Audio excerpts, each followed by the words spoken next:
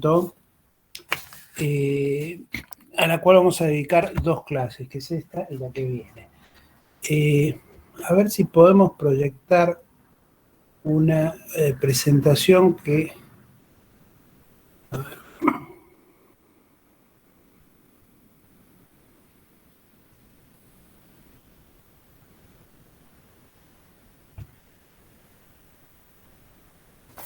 ¿Se ve allí? Sí, perfecto. Bueno, perfecto. Entonces, les voy a ir proyectando esta presentación que supongo les va a facilitar la... que puedan tomar apuntes sobre el tema. El tema de la formación del consentimiento, que en el fondo es la formación del contrato, digamos, trata la cuestión central relativa a cuándo hay contrato, a partir de cuándo hay contrato, o mejor dicho, qué debe ocurrir para que exista contrato. Y esta, digamos, tengo que sacar esto por un minuto porque si no, no puedo, no puedo aceptar.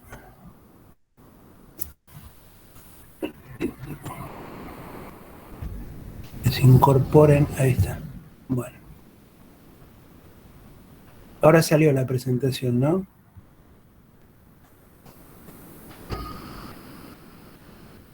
Sí. Bueno. A ver, avísenme por favor si se ve. Todavía no. A ver. Ahora sí. Ahí está.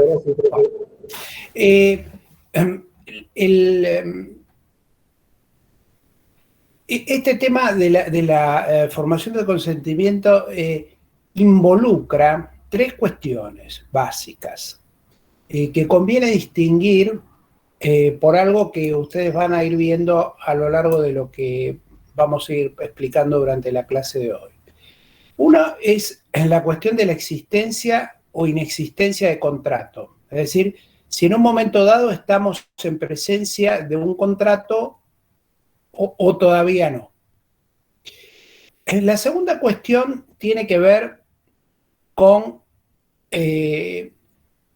una pregunta que concierne al contenido del contrato. Es decir, la primera opción era que hubiera contrato o que no lo hubiera. Ahora, si lo hay, la segunda cuestión que se plantea en esta materia de la formación del consentimiento es el contenido. Es decir, ese contrato que hemos dicho que existe, ¿qué contenido reviste? ¿Qué obligaciones asumen las partes? ¿Qué derechos? ¿Cuál es el objeto de ese contrato? ¿Cuál es la finalidad que persigue? Bueno, todo eso que hace al contenido es una segunda cuestión. Podemos estar en claro respecto de la existencia del contrato, pero podemos estar en dudas acerca de cuál es su contenido. Y la tercera cuestión, no menos relevante, es aquella relativa al momento a partir del cual podemos decir que hay contrato. Es decir, nosotros podemos estar parados el día de hoy y estar seguros por las circunstancias que vamos a conversar en la clase de hoy, de que existe un contrato. Pero puede ser relevante determinar a partir de qué momento existe un contrato. Entonces, podemos estar seguros de que hoy hay un contrato, pero no sabemos si la semana pasada lo había o ayer lo había. Es decir, el punto relevante aquí es, tengo contrato, no sé bien desde cuándo, y la determinación del momento también depende de las circunstancias de lo que vamos a conversar hoy. Entonces, cuando hablamos de la formación del consentimiento, estamos hablando entonces de 3 cosas. La formación propiamente del contrato o la formación del consentimiento, Segundo, el contenido de ese consentimiento, que hemos consentido, que hemos aceptado las dos partes y que está por fuera del contrato o no forma parte del contenido del contrato. Y tercero, a partir de qué momento podemos decir que hay contrato, porque obviamente contrario sensu, antes de ese momento no existía contrato, lo cual vamos a ver que es una cuestión relevante. En cuanto a la formación en sí mismo del consentimiento, tenemos dos opciones extremas, por decirlo de algún modo. Uno, lo que se llama la celebración instantánea, y otra es la celebración del contrato por medio de un proceso de aproximaciones sucesivas que es ciertamente más complejo que el primero. La celebración instantánea, bueno, es aquel contrato ciertamente de extrema sencillez, en el cual, bueno, uno puede concurrir a algún establecimiento cualquiera, concurre a un comercio, celebra un contrato de compra-venta respecto de algún bien que va a comprar allí, por ejemplo, en una librería, va, compra el bien y el contrato, e incluso su ejecución, es prácticamente simultánea. Es decir, tanto la existencia del contrato, es decir, el acuerdo de las partes respecto al negocio a celebrar, uno a comprar el libro, el otro a venderlo por un precio determinado, y las obligaciones que ese contrato conlleva, bueno, digamos, se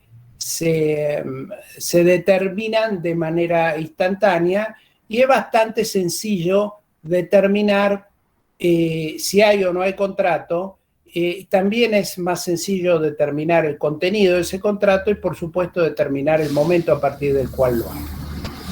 El contrato, en el otro extremo, el contrato celebrado por medio de aproximaciones sucesivas, reviste mayor complejidad. ¿Por qué? Porque hay una etapa que debemos considerar, y es la que se despliega entre la existencia de las tratativas y la celebración propiamente dicha del contrato. Esas tratativas, ¿qué son? Justamente son actividades que los futuros contratantes llevan adelante con el propósito de arribar al contrato.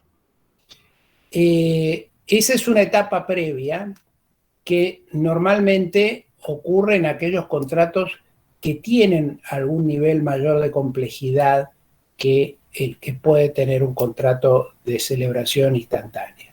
¿Por qué? Bueno, porque son contratos que detrás de los cuales hay negocios más complejos, entonces hay procesos de negociación más arduos, hay otros tiempos que exceden lo instantáneo, hay modalidades, hay negociaciones, hay intervención de auxiliares de las partes, como suelen ser los contadores, los asesores impositivos, los abogados, que intervenimos para contribuir en esa negociación a llegar a un acuerdo que refleje el negocio y que de alguna manera intente reflejar de la mejor manera posible las intenciones de las partes. Entonces, a este periodo, que se llama periodo de tratativas precontractuales o periodo precontractual, ya vamos a ver que tiene un régimen jurídico propio que bajo la legislación derogada estaba más bien, digamos, desarrollada por la doctrina y la jurisprudencia. Me refiero a los deberes que las partes asumían recíprocamente al ingresar en esta etapa de tratativas, esas obligaciones o esos deberes hoy se encuentran contemplados de una manera más bien genérica, pero cubiertos por el deber general de conducirse de buena fe, que eso lo contempla expresamente el código nuevo. En el artículo 991, bueno, habla de que durante el periodo de tratativas precontractuales las partes deben conducirse de buena fe. Después vamos a ver en la clase correspondiente cuál es el contenido de ese deber general de buena fe. Vamos a ver que tiene un contenido positivo y un contenido negativo. Pero lo que me interesa destacar en este momento es que a los fines de la formación del consentimiento, entonces tenemos que distinguir aquellos contratos que se celebran instantáneamente de aquellos contratos que se celebran a través de un proceso. Ese proceso normalmente, como les digo, va acompañado de tratativas precontractuales, es decir, de negociaciones por las cuales las partes van aproximando van conociéndose, van conociendo el negocio y los detalles del negocio y van, en cierto modo, preconfigurando las condiciones propias del contrato. Y esto ocurre en muchos contratos. En los contratos de obra, ustedes van a tener una etapa en la cual tienen que definir el diseño de la obra que piensan hacer, los materiales, cuál es la estructura de costos que va a tener, cuál es la manera de retribución del contratista, del empresario, cuáles son los mayores costos que se van a soportar por el comitente o no se van a soportar por el comitente, cuestiones respecto de la responsabilidad que pudiera caber por daños a terceros, responsabilidad frente a empleados. Es decir, el negocio de construcción de una obra tiene una cantidad digamos, de incidencias o de cuestiones que hacen al contrato en sí mismo y que hacen a cuestiones ajenas al contrato, pero necesarias para cumplirlo, como pueden ser las habilitaciones, los permisos necesarios para la obra, etcétera, que exigen indefectiblemente la existencia de algún proceso de negociación de mayor o de menor importancia. Lo mismo ocurre, por ejemplo, en un contrato en el cual se transfiere una empresa, el contrato de adquisición de paquetes de accionarios, que es un contrato por el cual a través de la compra de las acciones de una sociedad anónima se transfiere en definitiva el negocio que esa sociedad anónima desarrolla. Es un contrato de extrema complejidad porque hay que hacer lo que se llama una auditoría o due diligence, en el cual el comprador se tiene que interiorizar de las condiciones de la empresa, de sus pasivos, de sus activos, de las contingencias que pudiera tener de naturaleza impositiva, juicios laborales, reclamos administrativos o judiciales, la consistencia de los estados contables. Bueno, digamos, hay infinidad de cuestiones que hacen a lo que el comprador debe conocer y que hacen, en definitiva, la determinación del precio. Porque si ustedes para una actividad, para una empresa determinada, le fijan un determinado precio en función, por ejemplo, de las utilidades esperadas o de la facturación anual de esa empresa, tantas veces una facturación anual, que es el modo en que se evalúan muchas empresas. Bueno, eso puede funcionar en la medida en que, por ejemplo, no existan contingencias, por ejemplo, por juicios o reclamos importantes que pudiera tener la compañía y que podría absorber las utilidades de muchos ejercicios, por ejemplo, porque tuviera reclamos o juicios, por ejemplo, ante defensa de la competencia, por ejemplo, por haber tenido algún tipo de acusación de monopolio o de acuerdos anticompetitivos, o podrían,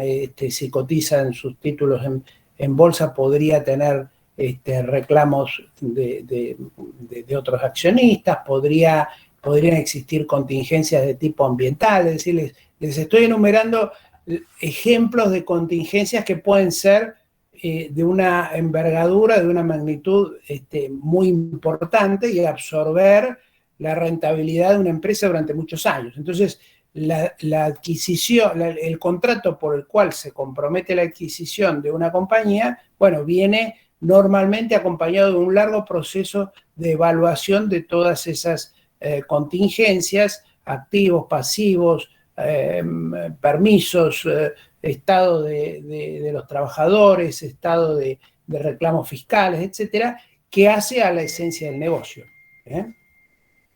No sé si soy claro, si quieren preguntar algo hasta aquí. No, Esto en la parte de tratativas precontractuales. ¿Perdón? Esto es en la parte de tratativas precontractuales, ¿no? Exactamente, sí. Bueno, para todo esto dentro yo les mencioné que había como dos grandes capítulos, de celebración instantánea y de celebración a través de un proceso. Ese proceso viene dado justamente por estas tratativas precontractuales, que pueden normalmente decantar en una o más ofertas, es decir, una de las partes finalmente se decide a, en cierto modo, resumir o sintetizar en una oferta el contenido de la negociación y puede esa oferta ser aceptada o rechazada, ya veremos cómo. Pueden existir acuerdos parciales, que el código ahora regula. ¿Qué significa acuerdos parciales? Significa acuerdos respecto de algunos de los puntos, pero que quedan pendientes otros todavía. Supónganse que ustedes están con el contrato de obra que les mencionaba y tienen acuerdos respecto del lugar de localización de la obra, tienen acuerdos respecto del diseño, pero todavía, por ejemplo, no tienen claro si los costos, cuáles son los mayores costos que va a asumir una parte u otras. Por ejemplo, si de los estudios de suelo resulta que, el costo de la construcción va a ser mayor que el que se estimaba, o si hay incrementos en los salarios, en los costos de los trabajadores que van a hacerse cargo de la obra, bueno, etcétera. Digamos, pueden tener acuerdos sobre algunas cosas y pueden no tenerlos sobre otras. Y en principio, salvo por la regla de acuerdos parciales que vamos a ver, para que exista contrato debe haber un acuerdo sobre todos los puntos de la negociación. Si hay discrepancias sobre algunos, vamos a ver que el contrato no va a estar perfeccionado, salvo situaciones excepcionales. También pueden existir minutas son, así se denominan, o así las denomina el Código Civil y Comercial, habla de la minuta. Bueno, la minuta es una suerte de resumen o de puntualización, así lo llamaba la doctrina tradicional, puntualización, es decir, la enumeración de aquellos puntos sobre los cuales las partes estaban negociando, pero simplemente, digamos, no comprometía a la celebración del contrato, sino que simplemente era una enumeración de los puntos sobre los que se estaba negociando. Finalmente, también existen las cartas de intención, que ahora el código menciona en el artículo 993, y que en definitiva son cartas en las cuales las partes asumen el compromiso de negociar de buena fe la celebración del contrato, pero no se comprometen a celebrarlo efectivamente.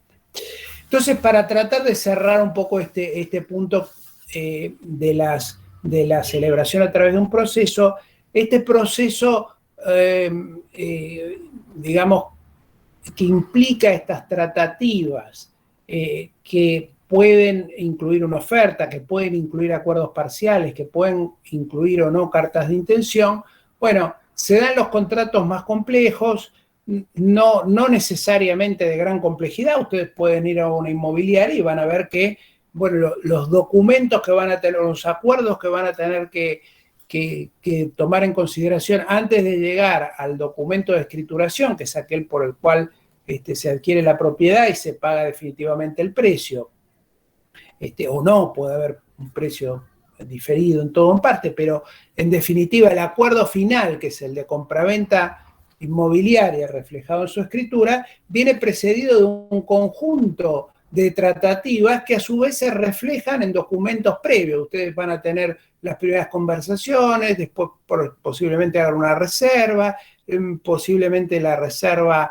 de la reserva se pase a un boleto de compraventa, y después del boleto de compraventa se pasa a la escrituración. Bueno, todo ese proceso hace que el acuerdo definitivo, que es el negocio que quieren celebrar y que es el que aparece en última instancia, la escritura de transferencia de un inmueble, bueno, va precedido de otros contratos que están previstos o tratativas que se reflejan en documentos o en contratos o en acuerdos parciales que están diseñados en función de ese acuerdo final o de ese contrato final que sería el de compraventa inmobiliaria. ¿Está claro hasta aquí? Profesor, a mí no me quedó muy claro lo de minutas. No entendí si las partes ya están negociando ciertos puntos o qué es lo que es minutas. La minuta es una suerte de un instrumento o de un instrumento en el cual las partes, digamos, reflejan los puntos sobre los cuales se están negociando. Esto de la minuta, como les digo, o como les había dicho, aparece mencionado solamente una vez en el código, en el artículo 982, que en su parte, que habla de los acuerdos parciales, y en la última parte habla de la minuta. Y dice que la minuta no es un acuerdo parcial, sino que más bien la minuta vendría a ser como una especie de borrador o de resumen de los puntos que se están tratando en la negociación. Pero es simplemente una suerte de ayuda de memoria. No es el contrato, sino que son, digamos, puntos que se reflejan en un documento y que las partes, por alguna cuestión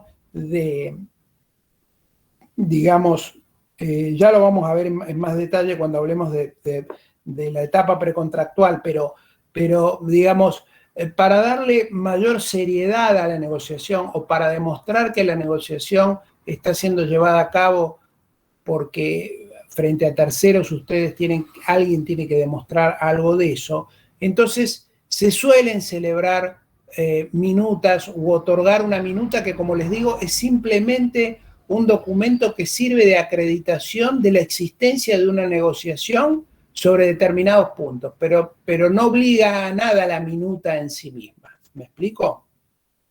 Sí, ahí lo entendí, gracias. Es como si dos partes nos dijéramos, bueno, yo quiero comprar tal departamento, tal persona lo tiene, me lo quiere vender, en principio el precio rondaría entre tanto y tanto, estamos pensando que la transacción se cierre dentro de los próximos 90 días, vamos a usar como agente inmobiliario a tal, te doy permiso para que hagas las visitas del inmueble y la otra parte dirá que va a pedir los informes de dominio necesarios para acreditar el estado jurídico del inmueble y la inexistencia de gravámenes, y punto, y ya está. Son 4, 5, 6, 7 puntos que las partes reflejan como para decir, bueno, estamos negociando sobre esto. Nada más. Después vamos a ver qué efectos tiene eso. Eso tiene efectos respecto de la eventual responsabilidad precontractual que pudiera ocurrir, pero que pudiera existir. Pero lo que tienen que tener en claro es que ese documento no es el contrato. Es un documento o un instrumento que se otorga en esta etapa que va entre que se inician las negociaciones y efectivamente se concluye el contrato. ¿Se entiende? Gracias.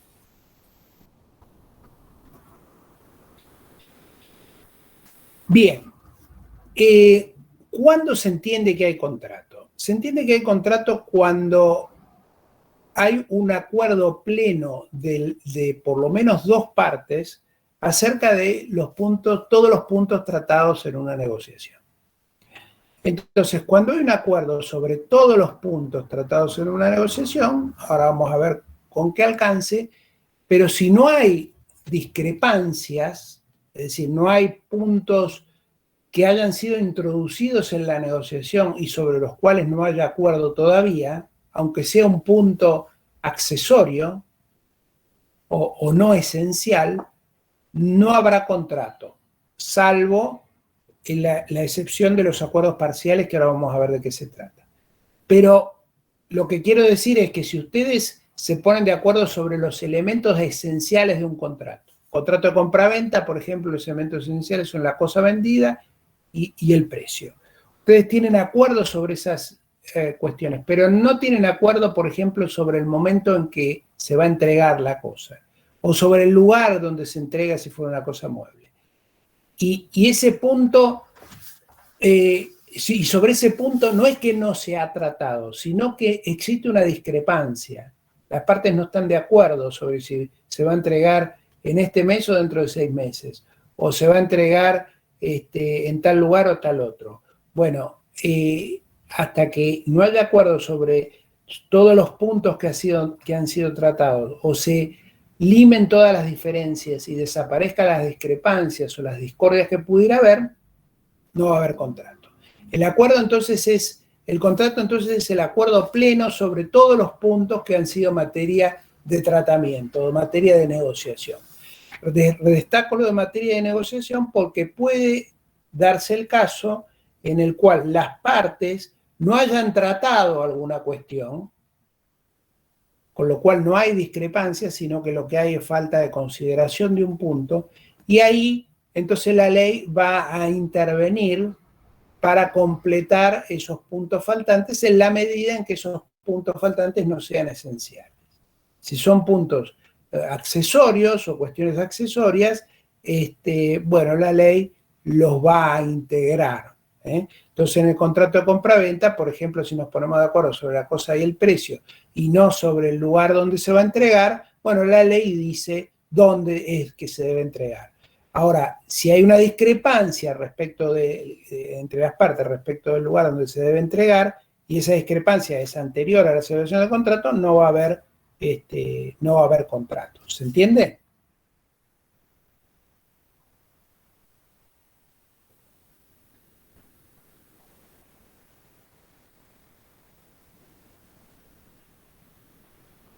Sí, se entiende. Bien.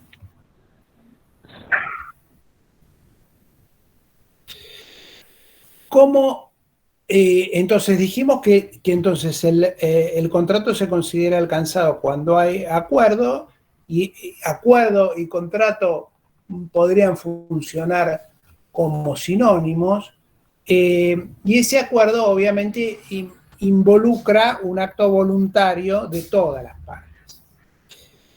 Todo acto voluntario, como seguramente recordarán de haberlo visto en la parte general, se integra de dos componentes básicos. Uno es la voluntad interna y otra es la manifestación exterior de la voluntad.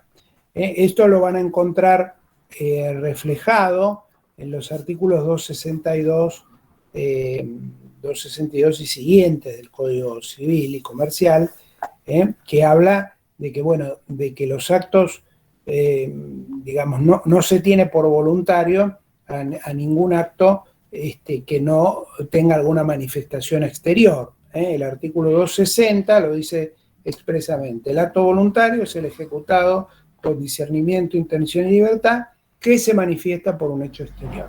Entonces, ahí tienen los resumidos los dos componentes, que es la voluntad interna, que se compone a su vez del discernimiento, la intención y la libertad, y esa voluntad interna debe contar con una manifestación exterior.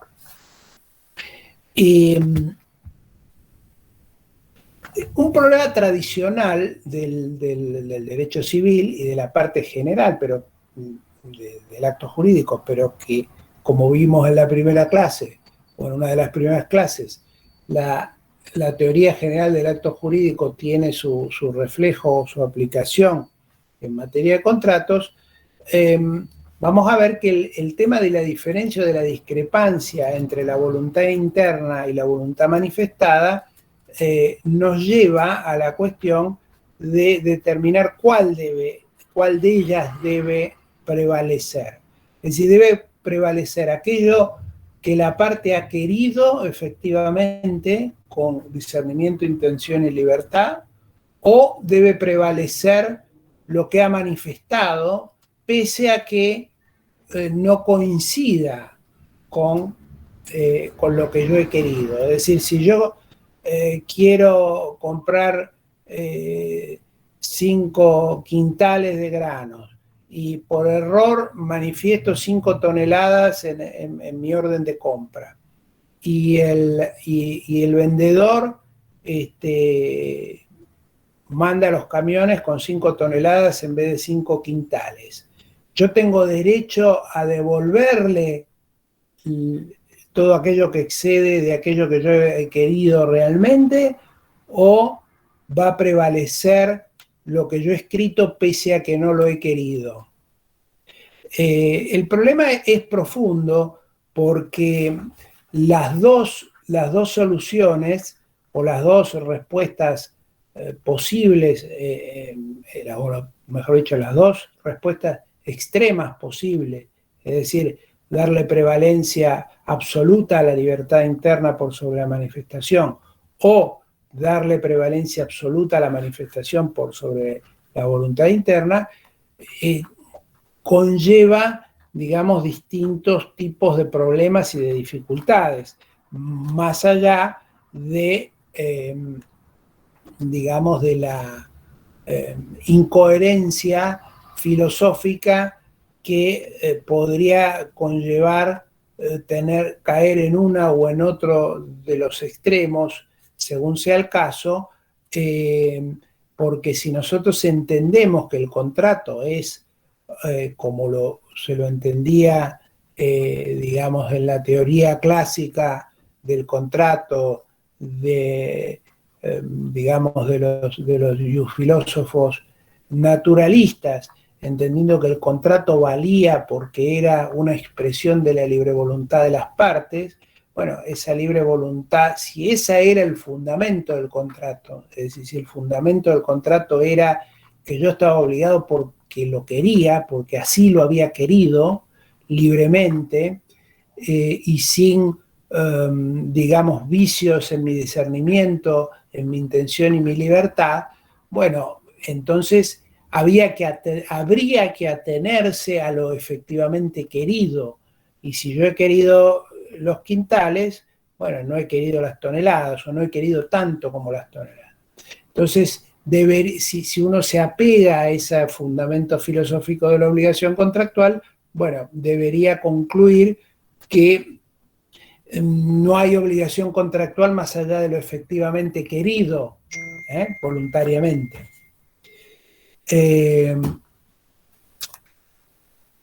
Obviamente esta solución va un poco, digamos, evidentemente repugna el sentido común, porque si esto así fuera, bueno, imagínense que en el ejemplo que yo les he dado, el vendedor que ha pagado por el transporte de la mercadería de su establecimiento hacia el del comprador por, por las 500 toneladas o lo que fuere, bueno, se le devolverán y tendrá que asumir los costos de ida y vuelta habiendo sido una víctima de las circunstancias, como también probablemente lo ha sido el que sufrió el error. El punto es, desde la perspectiva práctica, bueno, ¿cuál de los dos o cuál de las dos partes es la que soportaría las consecuencias de ese error? Y vamos a ver que entonces hay una primera solución que es hacer prevalecer lo que ha querido el declarante, una segunda solución que sería darle absoluta prelación a aquello que ha entendido el receptor de la declaración, o alguna tercera opción que, que se coloque un poco en el medio y que, digamos, sin apegarse a las teorías filosóficas y un naturalista, o aquellas que protegiendo o pretendiendo proteger la seguridad en el tráfico de los negocios y de las transacciones, le darían valor absoluto a lo declarado por sobre lo querido. Entonces, siempre que hubiera un error entre lo declarado y lo querido, siempre prevalecería lo declarado. La solución intermedia es la que en algunas situaciones hace prevalecer lo querido y en otras lo declarado. Esas es un poco las tres soluciones que conoce o que ha conocido la doctrina.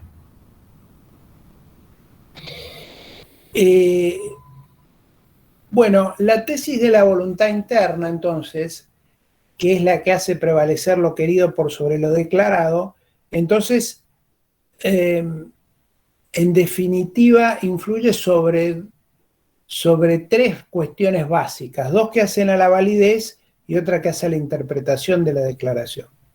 En cuanto a la validez, serían inválidas todas aquellas declaraciones realizadas por error. El ejemplo que yo les he dado es fácil de comprender. Cada vez que una persona o alguien, un sujeto, declara algo por error, es decir, equivocadamente, tiene derecho a que su voluntad interna prevalezca sobre la declarada.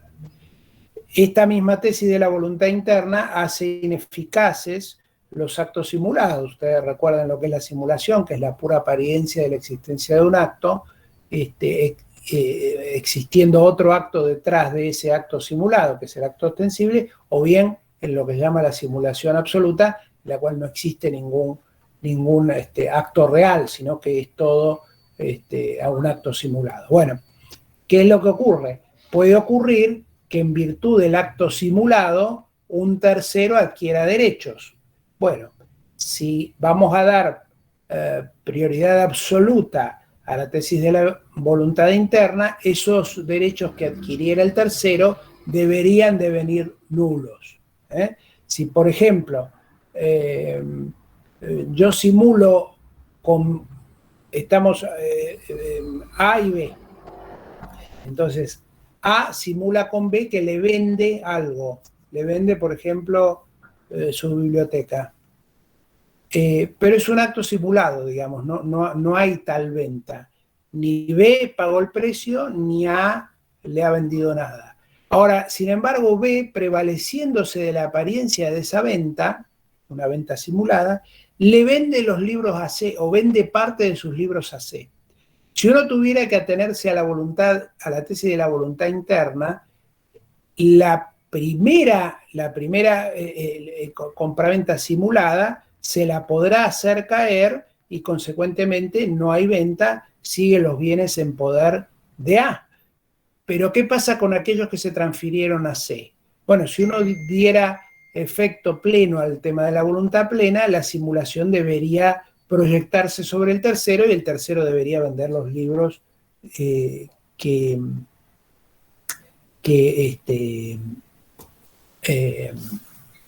habría adquirido, digamos, a partir del aprovechamiento que B hace del acto simulado.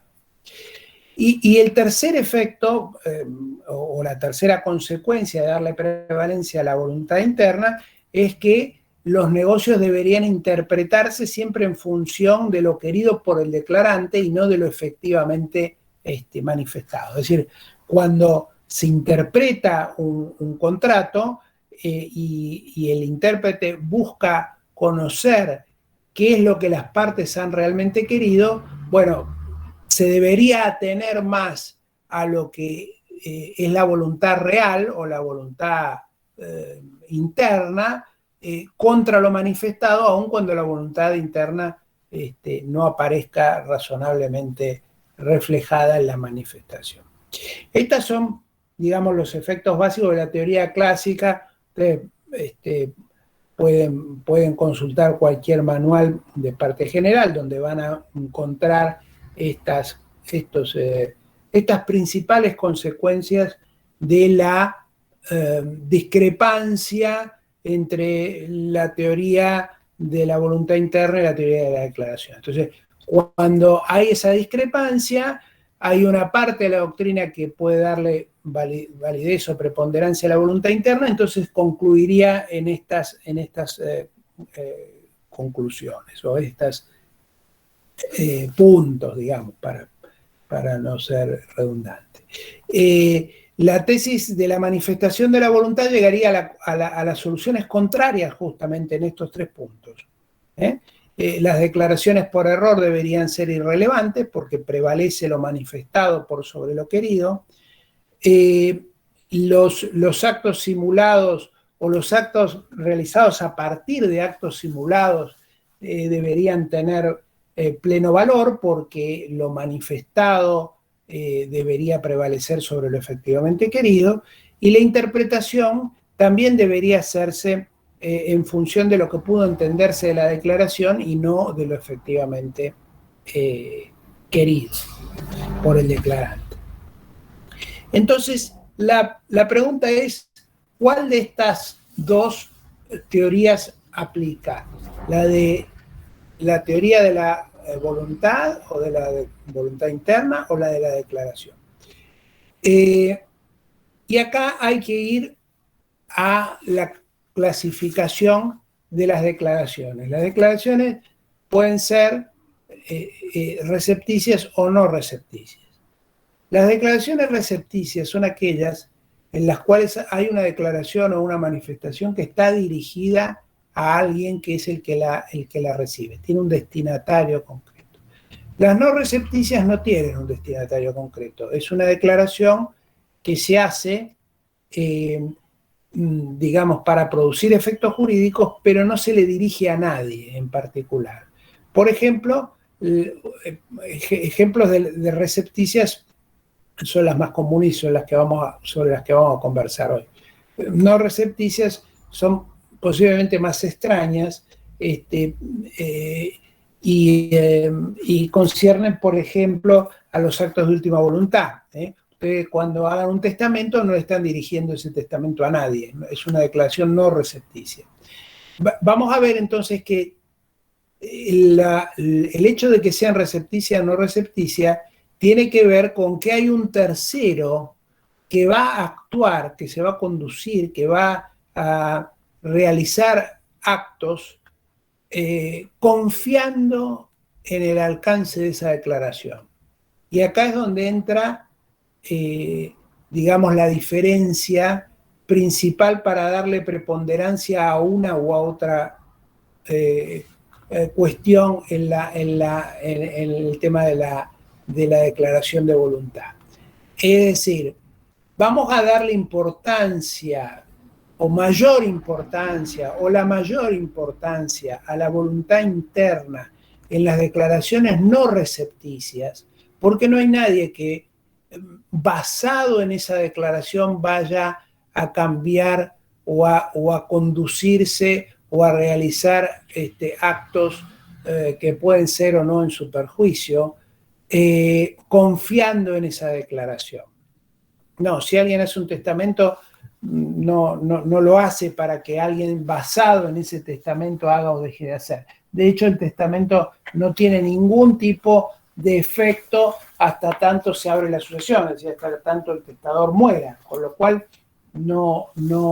ese testamento no está destinado a que alguien basado en él realice acciones o tome decisiones. En cambio, las declaraciones recepticias es lo contrario. Alguien le hace una declaración a otro para que tome en cuenta esa declaración, confíe en ella y sobre esa base se pueda conducir.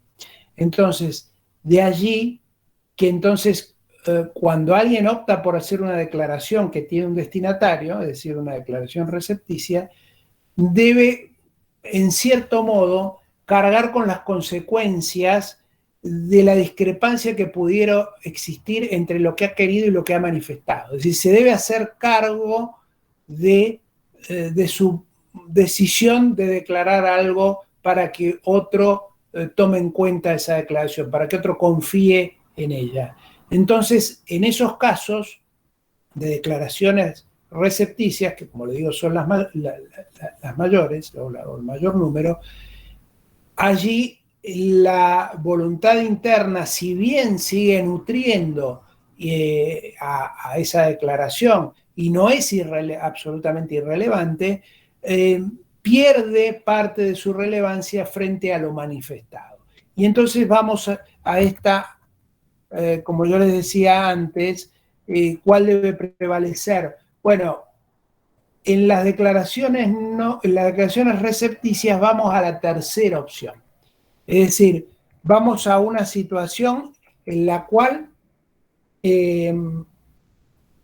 aquel que ha declarado, en principio, tiene que atenerse a los términos de su declaración y en los casos en los que haya discrepancia entre lo que ha realmente querido y lo que ha manifestado, tienen que existir otras circunstancias coadyuvantes para que pueda valerse de esa falta de contenido real en la manifestación.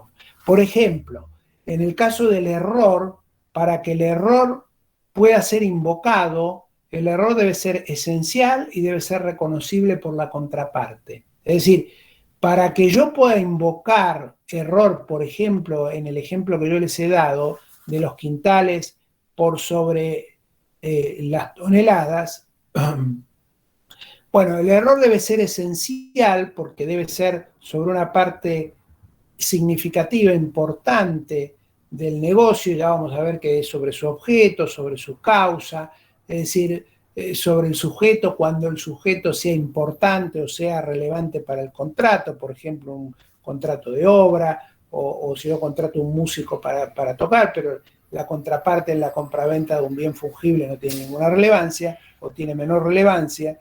Bueno, el error debe ser esencial y debe ser reconocible por la otra parte. Es decir, la parte que recibe mi declaración tiene que haberse podido dar cuenta que yo me estaba equivocando. Entonces, recién ahí yo voy a poder invocar el error. ¿Se entiende?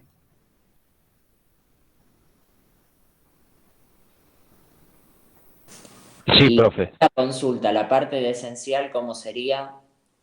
La parte esencial se refiere a que debe ser un error sobre una cuestión esencial o relevante del contrato. Si yo yerro, yo me equivoco sobre una cuestión puramente circunstancial o menor o sin importancia, no voy a poder invocar el error para anular mi declaración de voluntad. Pero si yo quería comprar, como le digo, 5 kilos de soja y resulta que pongo 5 toneladas de soja, bueno, el error es relevante.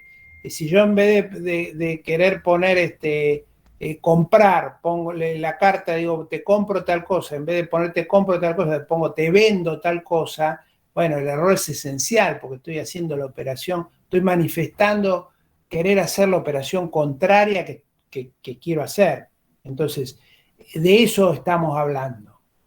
Ahora, si yo encargo 100 libros que tengan la tapa color tal libro de tal autor con tales características, etcétera, y me equivoco, digo con tapas azules y las tapas eran celestes, no tiene ninguna, o tiene una importancia secundaria en lo que yo he querido hacer, o en el contrato que he querido celebrar, ¿se entiende? Sí, perfecto. Bueno, Profe, la verdad que no entendí la tercera opción. Se me hizo toda una mezcla. ¿cuál es la tercera opción? Perdón. Ah, de la filmina anterior. ¿Esto? Claro, sí. Bueno, a ver, el punto, ¿quedó claro, digamos, cuáles son las dos opciones que tenemos? Sí, eso sí, pero en la tercera opción, donde decís aquel que ha declarado en principio debe abstenerse a los términos de su declaración y en caso de que haya discrepancia, y ahí me perdí. Por eso, porque una opción ¿cuál es? Es darle toda la preponderancia a lo que se ha querido y olvidarme de lo que he manifestado. La segunda es la inversa, es darle toda la importancia a lo que he manifestado y dejar de lado que lo haya querido efectivamente o no. La tercera opción es una intermedia, que es decir, no voy a poder valerme de lo que he querido realmente frente a lo que he manifestado en determinados casos, no siempre. ¿Se entiende? Sí. Es decir, no siempre. ¿Y por qué? Porque tengo que ponerme en una situación de equilibrio. Que es decir, debo proteger, porque en esto siempre hay un dañado. Cuando yo digo le doy importancia a lo que quiero frente a lo que manifiesto, estoy protegiendo al declarante.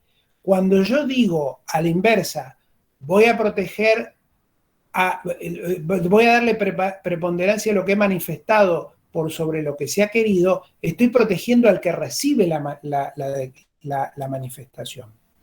Por eso es que la primera, yo les mencionaba, tenía que ver con una protección más bien teórica de principios filosóficos de por qué vale el contrato. Bueno, vale porque lo he querido, entonces tengo que ir indefectiblemente a lo que he querido y no a lo que he manifestado. Ahora, al contrario, si yo lo que quiero proteger es el tráfico y quiero asegurarme de que quien confía en una declaración vaya a ser protegido siempre, entonces me olvido un poco de lo que el declarante ha querido y me atengo exclusivamente a lo que ha manifestado. Entonces, por eso en el ejemplo este que yo les decía, si yo digo, mando una comunicación a mi acopiador y le digo, por favor, mándeme 5 kilos de soja, y en vez de kilos pongo toneladas, y el acopiador me manda 5 toneladas, y yo cuando veo los camiones en la puerta de mi casa en vez o de mi campo, en vez de los 5 kilos que me tenía que mandar, que yo creía que me tenía que mandar, ¿a quién voy a proteger? ¿Al que se equivocó o al que mandó lo que yo le había pedido? Bueno, esa es una situación de error. Yo he errado, me he equivocado. Puse 5 toneladas cuando quería 5 kilos. Voy a darle preferencia en la solución del caso, porque el caso que se plantea en esa situación es el acopiador, el vendedor, va a decir, no, a mí págueme por lo menos el costo de los fletes, porque yo he tenido que transportar 5 toneladas de ida y de vuelta porque usted se equivocó. Y la otra parte va a decir, no, ese es un problema tuyo. Yo quería 5 kilos y me equivoqué. Bueno, me equivoqué, pero lo que vale es lo que yo quiero, no lo que manifiesto. Entonces, la norma sobre el error dicen, bueno, el error va a ser invocable cuando sea esencial. En este caso es esencial, sí es esencial. Y además tiene que ser reconocible por la contraparte. Con lo cual, si el acopiador podía darse cuenta de que yo quería pedir 5 kilos y no 5 toneladas, entonces el error va a ser invocable por mí.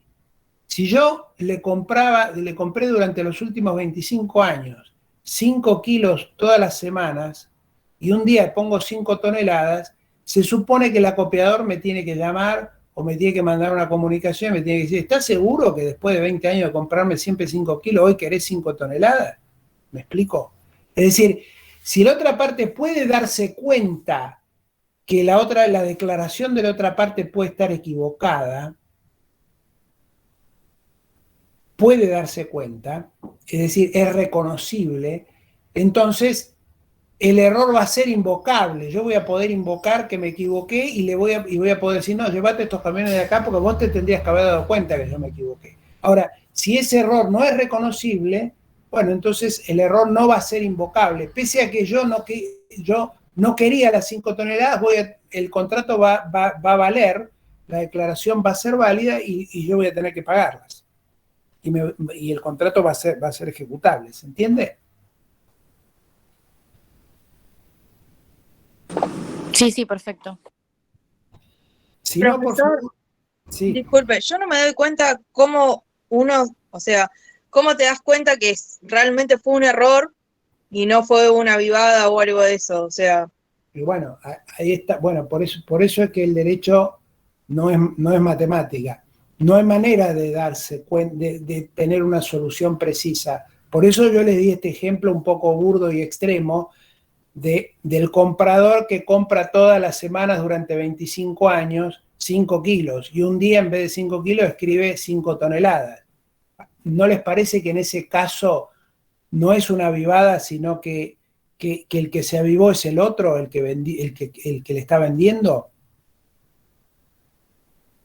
Sí, sí, obvio, pero bueno, es como que no me termino de dar cuenta un poco en este sentido, a pesar de ser el ejemplo súper absurdo, ¿no? De 5 kilos, 5 toneladas. Por eso les doy ese ejemplo, porque lo que la ley dice es simplemente esto, que el error sea esencial y reconocible por la contraparte. ¿Cuándo es reconocible por la contraparte? Es una cuestión de hecho. Dependerá, en este ejemplo que yo les he dado un ejemplo en el cual es bastante claro que es reconocible. Ahora, habrá otros ejemplos en los cuales el caso sea no reconocible. Podemos ver el caso inverso, que yo siempre compro 5 toneladas, un día puse 5 kilos, me equivoqué al revés. Bueno, ahí la otra parte no tiene por qué suponer que yo me he equivocado, porque es consistente con lo que yo he venido haciendo. Entonces, depende de las circunstancias del caso. Habrá casos en los cuales el error es muy probablemente reconocible, habrá otros casos en los cuales el error no es fácilmente reconocible y habrá casos intermedios. La verdad que es una cuestión de prueba, de las circunstancias del caso, por ejemplo, de la frecuencia con lo cual se realizaban los negocios, el conocimiento que pueda tener una parte de las necesidades de la otra. Sí. Doctor, en obligaciones también habíamos visto un caso, esto de las obligaciones de dar, de un particular, que era como un ejemplo súper claro también, que en vez de comprar 4 ruedas para su automóvil, o sea, obviamente necesitaba 4, compraba 40. Entonces, Claro. era bastante evidente que se había equivocado, porque en realidad, ¿para qué quiere 40 ruedas un particular que no tiene un negocio, que le está comprando para cambiar sus 4 neumáticos? Entonces, también Claro. era como bastante evidente ahí el error. Claro, claro.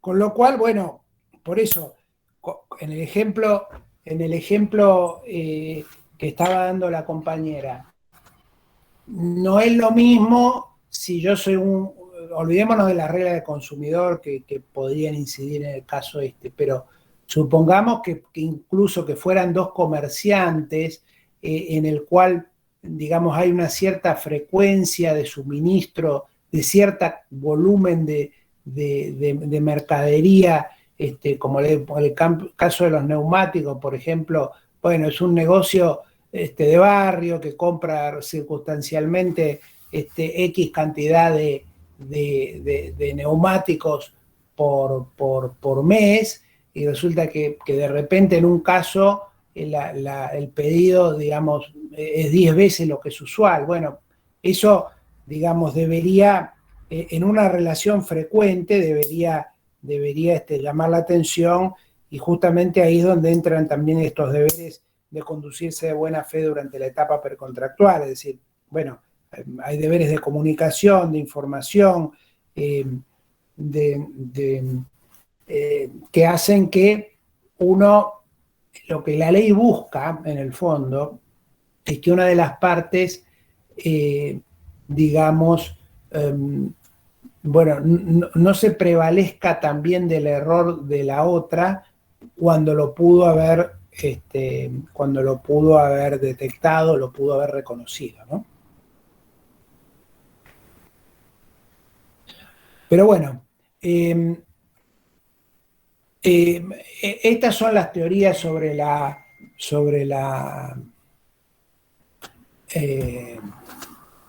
digamos, sobre la solución que corresponde dar o que cabe dar cuando hay una situación de discrepancia entre lo declarado y lo efectivamente querido. Entonces, en principio, vamos a estar a lo declarado, salvo en los casos en los cuales puede haber un error o una simulación o una interpretación de la declaración que permita invocar o tener en cuenta la voluntad interna. Eso siempre que estemos hablando, acuérdense, de declaraciones o manifestaciones de voluntad recepticias.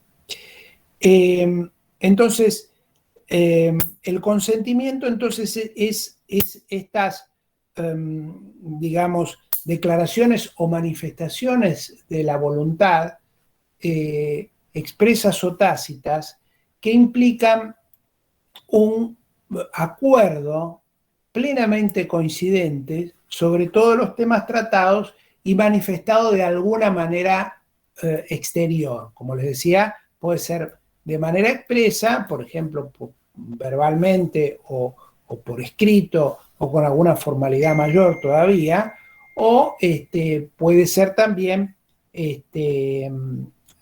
digamos, manifestado tácitamente.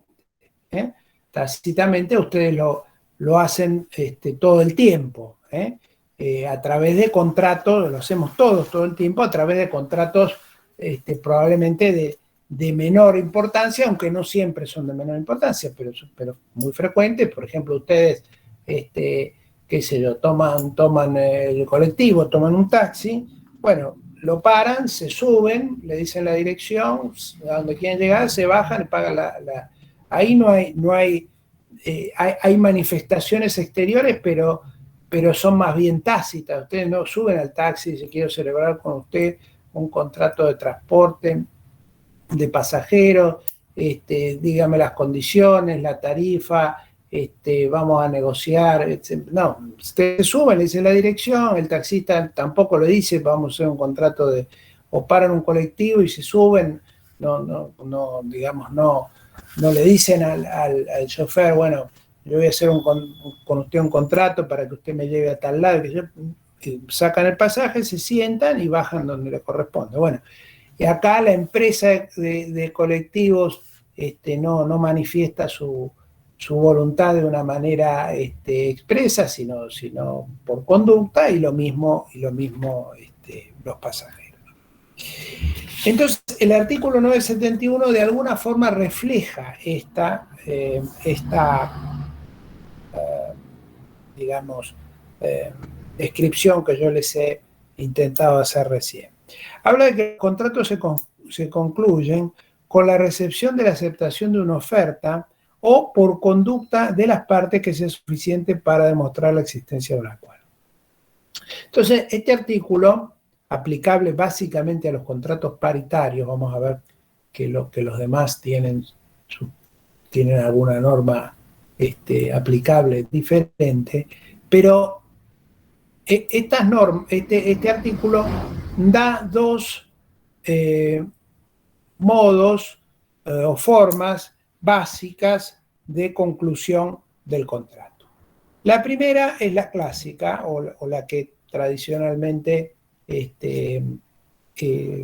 veníamos conociendo bajo la vigencia del Código Civil y Comercial, y que era la solución tradicional en el derecho comparado. Y que es que el contrato se concluye con la recepción de la aceptación de una oferta.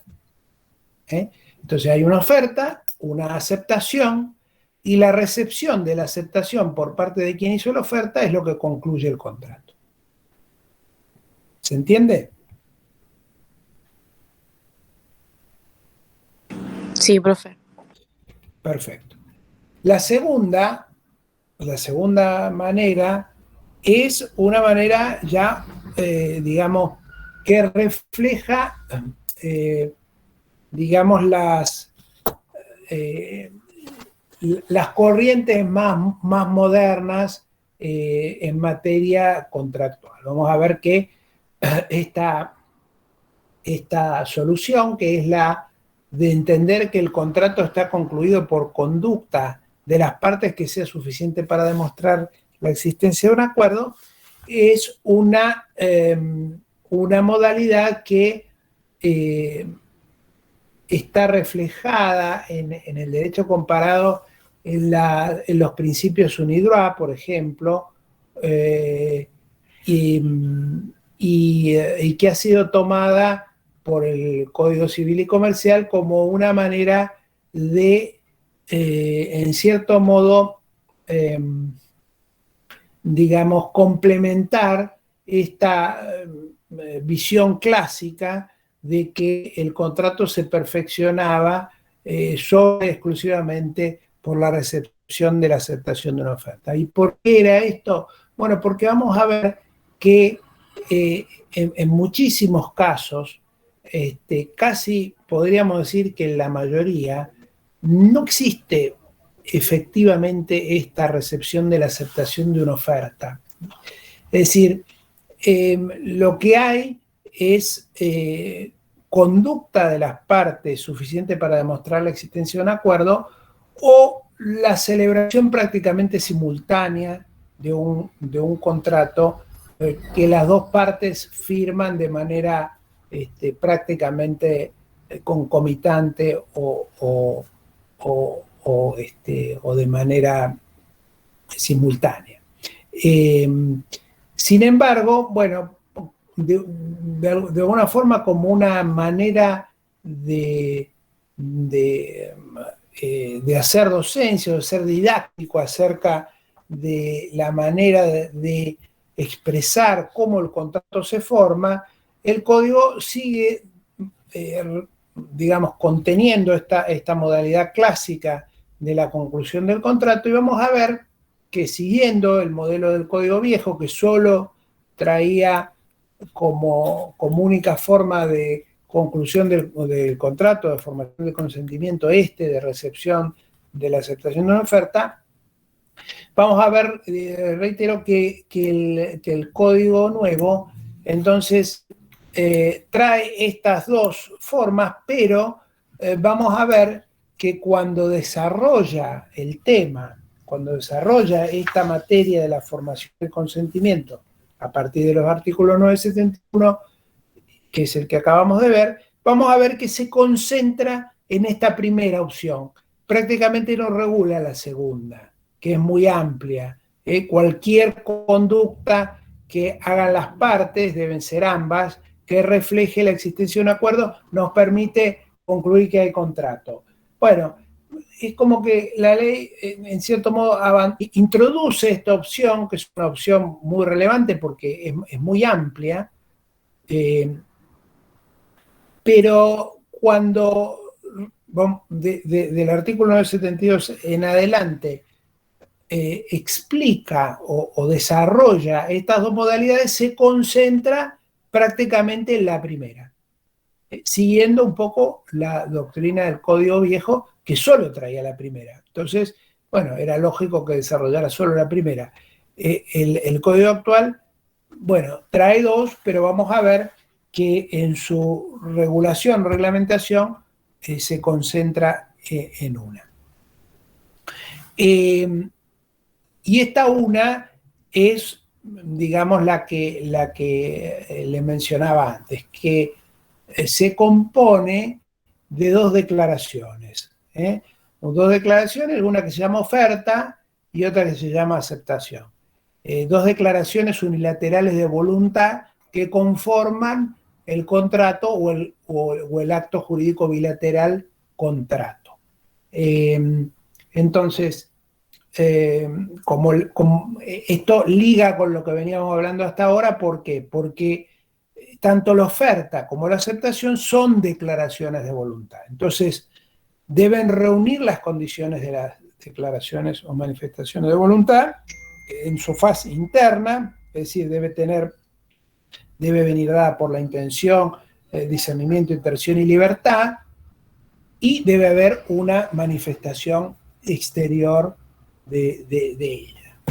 Entonces, esas son declaraciones unilaterales, la oferta y la aceptación. Unilateral porque parte de cada uno. Las dos confluyen en el contrato, es decir, las dos manifiestan el acuerdo, la plena coincidencia sobre lo que se pretende hacer, y eso conforma el contrato.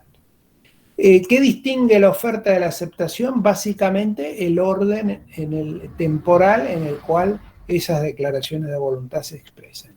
Oferta es la que se realiza o se cumple en primer lugar, es decir, el que propone algo, propone el contrato, propone, digamos, los términos y condiciones del contrato, y aceptación es el que habla en segundo lugar, el que acepta, digamos, no es que haya una importancia u orden de importancia o de relevancia entre esas dos declaraciones. Es oferta porque habla primero y es aceptación porque habla segundo.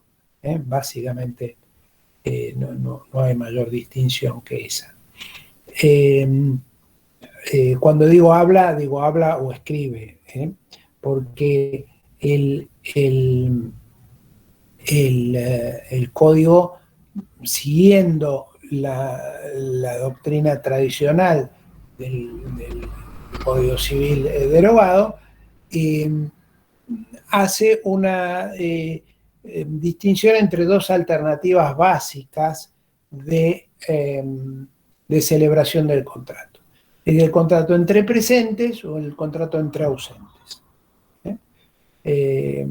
Y acá lo de presencia y ausencia, un poco de manera distinta de la que preveía el Código Viejo, que hablaba de presencia y ausencia en un sentido distinto, está hablando de presencia y ausencia desde la perspectiva más bien temporal que física. ¿Qué quiero decir con esto? Que un contrato es entre presentes, pese a que físicamente no estén presentes, sí se pueden comunicar o intercomunicar de manera simultánea. Y es entre ausentes si esa simultaneidad no existe. Entonces, antiguamente, o bajo el Código Civil Viejo, bueno, ¿qué era entre presentes? Un contrato entre presentes era entre dos personas que se veían cara a cara. Entonces, uno le ofrecía algo, te vendo tal cosa, y el otro decía, sí, acepto. Bueno, esa era una oferta y una aceptación entre presentes. ¿Qué era entre ausentes? Bueno, entre ausentes era que yo estaba acá y el otro estaba en el Chaco. Entonces, yo le tenía que mandar una carta. Entonces, el contrato entre ausentes era esencialmente un contrato por correspondencia, en el cual yo le mandaba los términos de la propuesta y la otra parte me contestaba, sí o no. Y esa era la oferta, y si aceptaba, la respuesta era la aceptación. Hoy puede haber contratos entre presentes, aunque yo esté acá y mi contraparte está en el Chaco, si nos comunicamos simultáneamente. Si lo hacemos por videollamada o lo hacemos por teléfono, después era una cuestión de prueba si el contrato se celebró o no se celebró, pero el contrato es entre presentes a todos los efectos que vamos a ver, porque la ley, el código, distingue, digamos, los efectos o el alcance vinculante de la oferta y de la aceptación según si estamos frente a una situación entre presentes con el alcance que les estoy diciendo, es decir, que las dos partes estén cara a cara o estén con alguna posibilidad de comunicación simultánea, es decir, que pueda ser aceptada o rechazada de manera inmediata porque estamos, digamos, por algún medio de comunicación instantáneo, como dice el artículo 974, inciso segundo, o será entre ausentes en todos los demás casos, es decir, en los que no estemos cara a cara o pese a no estar cara a cara, no nos estamos comunicando de una manera que no sea, digamos, por un medio de comunicación instantáneo. En cualquiera de esos dos casos, que no sea ninguno de los dos casos, entonces vamos a estar ante un caso de contrato entre ausentes. ¿Se entiende?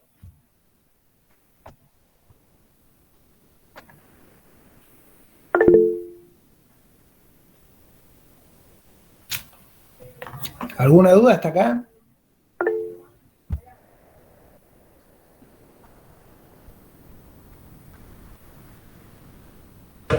No, pero se entiende. Bueno, bárbaro. Bueno, si no hay dudas ni comentarios, vamos a dejar acá, así arrancamos la clase que viene con las definiciones de oferta, aceptación y el resto de este capítulo hasta el final. Si pueden, lean. ¿La presentación de PowerPoint está en el campus o la puede compartir usted? Perdón, ¿qué cosa? La presentación de PowerPoint con la que trabajamos en la clase de hoy. Se las puedo mandar si les sirven, sí. Sí, muchas gracias. Profe, una consulta de paso. ¿Fecha de parcial tiene estipulada alguna? Sí, pero se las puedo dar la clase que viene, porque teníamos una prevista que era hacia la mitad del cuatrimestre, pero no me acuerdo exactamente qué fecha era. Así que si les parece, la clase que viene se los digo, salvo que lo puedo ver ahora, a ver. Un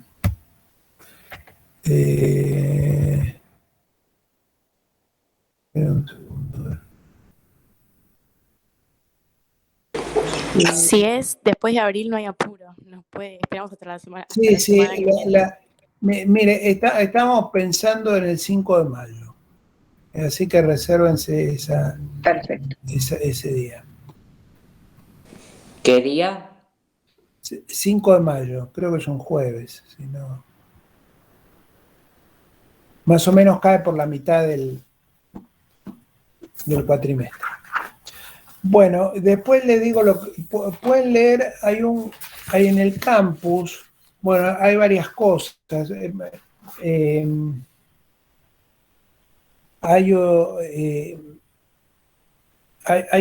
libro de Rivera trata muy bien este tema. Para el que le interese, hay un articulito que yo publiqué en La Ley hace un tiempo sobre este tema, que a lo mejor les puede servir porque les puede quizá aclarar algunas de las cosas que hablamos hoy. Está en el campus, está en el tomo, hay un tomo de La Ley del 2015, ahí lo pueden encontrar al que le interesa, no es obligatorio, ni mucho menos leerlo, pero bueno, a lo mejor les puede servir para algo. Profe, una consulta. Sí. Yo estoy leyendo del manual de Borda. ¿Lo recomienda en cuanto Sí. el contenido, o sea, en sentido de... Yo entiendo bien, porque hay manuales, por ejemplo, de Gersi que no entiendo nada cuando leo. Y bueno, quería saber si Gersi o Gersi, no sé cómo se pronuncia. No, mire, yo siempre, digamos, soy abierto en cuanto a los autores, pueden leer cualquier autor en general. Hay algunos que no son recomendables. Este es el caso de uno de ellos que yo les recomendaría no leer, que es Gersi. No porque me parece que no les va a aportar nada muy útil, me parece, por lo menos es mi opinión. Después, en general, pueden leer pueden leer Lorenzetti, pueden leer Rivera, pueden leer Nicolau, pueden leer, Borda desde ya, por supuesto. Cualquiera de sus autores lo pueden leer con provecho. Gersi les diría que mejor no. Muchas gracias, profe. Bueno, traten de verse los artículos que siguen del 971 hasta donde termina el capítulo, que no es tanto, porque así pueden aprovechar mejor la próxima reunión. Si tienen alguna duda, lo charlamos. Perfecto, muchas Perfecto, gracias. profe. Bueno, Gracias, buenas noches, profe. Buenas noches. Gracias. Chao, gracias.